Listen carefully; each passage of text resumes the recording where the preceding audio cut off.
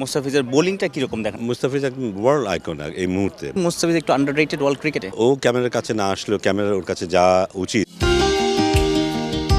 Cricket অপারেশনসের chairman হিসেবে নিশ্চয়ই খুব হ্যাপি ফিল হচ্ছে, আপনার খুব আনন্দ পাচ্ছেন যে দেশের বাইরে সাকিব, মুস্তাফিজ, রিশাদ, তাসকিন সবাই দুর্দান্ত পারফর্ম করছে বিভিন্ন ফ্র্যাঞ্চাইজি লিগে। এর মধ্যে দিয়ে যেটা বোঝা যায় যে আমাদের মধ্যেও সেই মেধা আছে, সেই মানের খেলোয়াড় আমাদের আছে।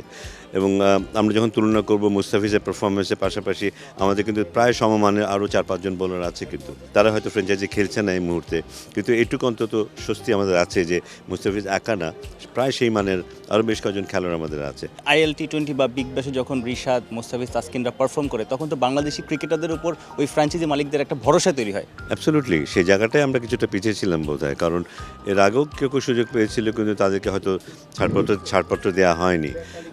তাতে যেটা হয়েছে আমাদের ব্যাপারে এই ফ্র্যাঞ্চাইজিগুলোর বা এদের যারা এরা পরিচালনা করে তাদের একটা বিরূপ মনোভাব তৈরি হয়েছে, সেটা দূর করাটা প্রয়োজন ছিল। পাশাপাশি এর মধ্যে দিয়ে একটা পাথওয়ে তৈরি করা যেন আমাদের খেলোয়াড়রাও অন্যান্য ফ্র্যাঞ্চাইজিগুলো খেলতে পারে, অভিজ্ঞতা অর্জন করতে পারে, এবং এর মধ্যে দিয়ে আমাদের খেলার মানও হয়তো বাড়বে।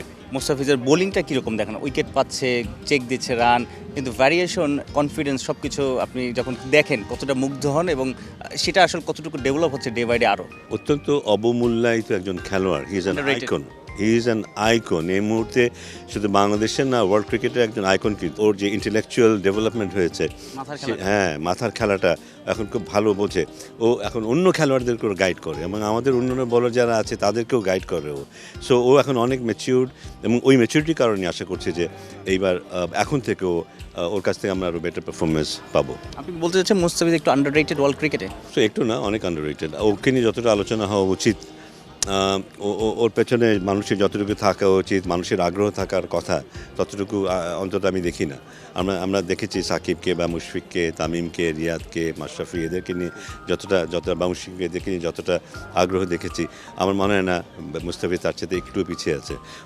মুস্তাফিজ একদম ওয়ার্ল্ড আইকন এই মুহূর্তে, এবং ওকে আমি নিশ্চিত যে এবার যখন IPL শেষ হবে সামনের 2-1 বছরের মধ্যে will be one of the best হিসেবে আমার মনে রিকগনাইজ হবে। এটা কি মনে হয় যে মুস্তাফিজ একটু ক্যামেরা ফ্রেন্ডলি না বা মিডিয়া ফ্রেন্ডলি না, এই কারণে একটু পিছিয়ে? না, সেটা তো আছেই, কমিউনিকেশনের কিছুটা সীমাবদ্ধতা ওর মধ্যে আমরা দেখেছি, সেটা একটা কারণ হতে পারে। কিন্তু আমার মনে হয় ও ক্যামেরার কাছে না আসলেও ক্যামেরা ওর কাছে যাওয়া উচিত, কারণ ও এমন একটা জায়গায় পৌঁছেছে, ক্যামেরাই ওর পেছনে থাকার কথা এখন।